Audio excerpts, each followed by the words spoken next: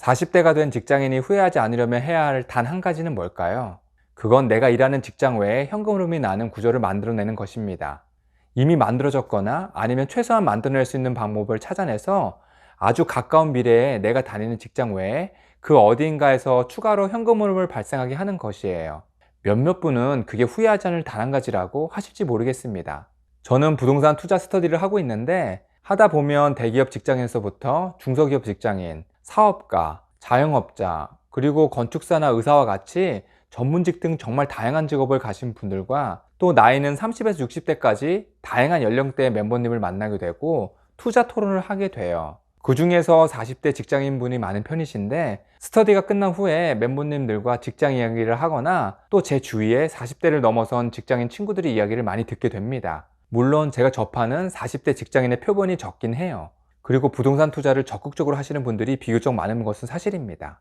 어쨌든 적나라한 이야기를 하다 보면 직장에 좋은 부분도 있지만 그 중에서 좀 부정적인 부분은 뭐 직장 내 인간관계, 그리고 회사가 어려워지거나 여러 이유로 언제 나가라고 할지 모르는 불안감, 직장이 영원히 나를 책임지지 않을 것이다 라는 이야기, 뭐 같은 맥락이죠. 그리고 또 많이 얘기하시는 것이 뭔가 자기 주도적으로 성취감 있게 일을 하고 싶은데 직원의 입장에서는 그런 부분에 대한 여러 부분의 제약이 많아서 스트레스가 된다는 이야기들을 하세요. 뭐 자기 주도권이랄까 하는 누구나 가지고 있는 욕구 부분입니다. 그 중에서도 물가도 높아지고 쓸 것도 많아지는데 내가 받는 월급은 충분하지 않다는 얘기가 가장 많았어요. 그래서 실제 노동소득 외에 자본소득에 이미 투자도 하고 계시고 또 투자를 더 하시기 위해서 이렇게 모이십니다. 그럼 얼마의 현금 흐름을 추가로 만들면 될까요? 임금 직무 정보 시스템에서 우리나라 평균 월급을 찾아봤어요. 확인을 해보니까 40대는 월급의 평균이 세후 410만 원에서 420만 원 정도였습니다. 그럼 이렇게 생각해 볼까요? 40대가 가기 전에 매달 400만 원의 추가적인 소득을 만들어내면 어떨까요? 400만 원이 매달 나에게 들어오게 하는 구조를 만들어 보는 것입니다. 그렇게 된다면 적어도 앞에서 언급한 직장에 대한 힘든 부분이 좀 나아질까요? 최소한 내가 원하면 그만둘 수도 있으니까 그럴 수도 있겠고, 그러한 여지가 있다면 직장 생활에 매몰되지 않고 직장 생활이 내 인생의 플러스 알파 같은 느낌이 들 수도 있지 않을까요? 주식이든 사업체든 부업이든 직장이 사라져도 이 400만 원의 수익이 나오는 구조를 현금 흐름을 만들어내는 것입니다. 우리는 부동산 자산 채널이니까 부동산 투자로 한번 생각해 볼게요. 부동산 투자를 하는 이유는 내가 직접 살 주택을 제외하고는 그 부동산을 통해서 현금 흐름을 만들어내면서 또 동시에 부동산 자산 자체가 시간이 흐르면서 가격이 올라가서 내가 투자했을 때 대비 시세 차익을 내는 것입니다. 간단하게 생각을 하면 매달 순익 400만 원이 나오는 5%의 수익률인 부동산이 있다면 9억 6천만 원짜리 부동산입니다. 10%의 수익률의 부동산을 갖고 있다면 4억 8천만 원짜리 부동산이네요. 참고로 이 수익률을 맞추기 위해 취득세랑 경비를 다 포함한 금액으로 본 것입니다. 이 건물은 지방에 위치한 다가구 원룸형 건물이에요. 건물가액은 4억 7천만 원인데 취득세랑 중개수수료 그리고 등기비용까지 하면 약 4억 9천만 원입니다. 이 건물에서 관리 경비까지 다 빼고 매달 406만 원의 수익이 나와요. 대출은 얼마나 나올까요? 이 지역의 최우선 변제금을 살펴보면 2,500만 원. 이 건물이 11개의 가구로 구성되어 있으니까 12를 곱하면 2억 7,500만 원을 제하고 건물가액의 70%의 한도 내에서 대출이 나올 확률이 커 보입니다. 그럼 계산을 해본다면 4억 7천만 원의 70%는 약 3억 3천만 원. 거기에 최우선 변제금 2억 7,500만 원을 제하면 5,500만 원의 대출이 나올 확률이 높아 보입니다. 많이 안 나올 것 같네요. 물론 은행마다 다르기 때문에 이 부분은 직접 확인하셔야 해요.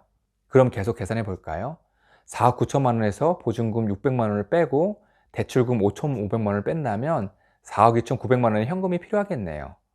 4억 2,900만 원의 투자로 1년 수익을 보면 대출금 5,500만 원의 이자까지 빼서 실투 수익률은 약 9.7%입니다.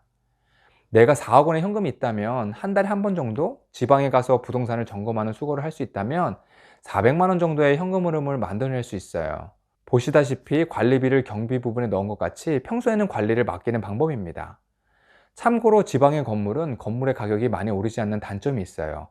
그리고 건물이 노후화가 되면 관리가 많이 귀찮아집니다. 그렇다면 관리가 적은 상가 투자도 있습니다. 상가는 기본적으로 주택 대비 대출이 훨씬 많이 나오고 관리를 임차인이 스스로 합니다. 상가는 배우 세대가 많고 상권이 안정된 곳에 투자를 해야 해요. 상가 투자나 주택 투자나 공실이 나지 않고 수익률이 좋은 물건을 찾아내는 공부는 필수입니다. 어쨌든 영상 초반에 40대가 가기 전에 400만 원의 현금 흐름을 만들어 보는 것에 대해 이야기를 했어요. 그렇게 목적을 가지고 공부를 하시면서 투자를 하시면 결과가 나올 것은 우리는 알고 있습니다.